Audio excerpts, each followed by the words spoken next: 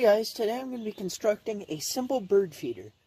I'm going to be constructing the bottom portion like so, attaching the sides to the end.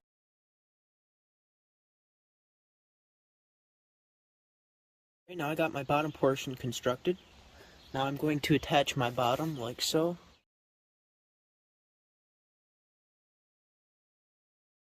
Okay, got my bottom attached like so.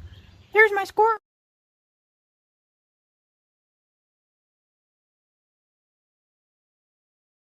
There we go, make sure everything's square and plumb like so. Alright, now I'm going to attach my top and my eye so I will be able to hang it on a tree or the deck or anywhere, you know. Okay, there we go. That was the final step. Now I can stand. Alright, this will preserve and give a little color to my bird feeder. There's the finished product, guys. Look at that.